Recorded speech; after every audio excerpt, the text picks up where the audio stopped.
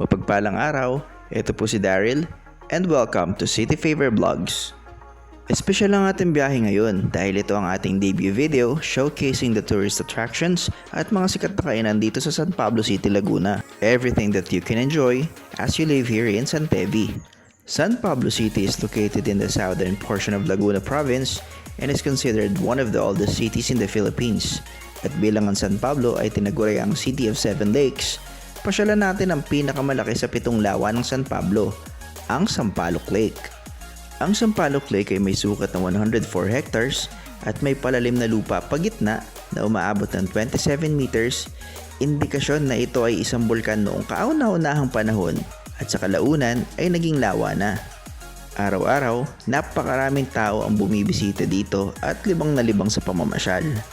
May mga nagja-jogging, nagbibisikleta, nagpipicture, nagba-vlog, nagpo-food trip, at mananawa ka sa mga nagdi-date sa paligid. The local government of San Pablo City is promoting ecotourism here in Sampaloc Lake. At makikita nyo naman, they're really doing a great job. And true enough, talagang pasyalan to ng mga taga-Laguna at maging ng mga karatig probinsya like Batangas and Quezon Province.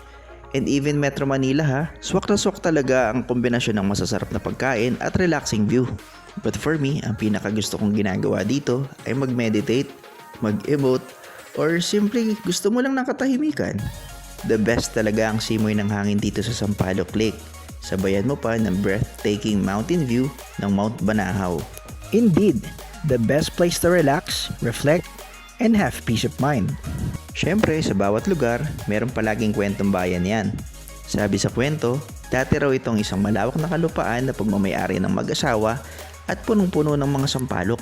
Medyo may pagkamadamot nga daw tong mag-asawa at hindi namimigay ng bunga ng kanilang mga sampalok.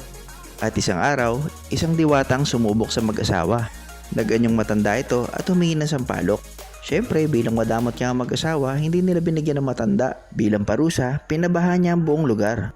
Kaya naging lawa ang lugar ng Sampaloc. So, what are the things that we may be able to learn in this kind of situation?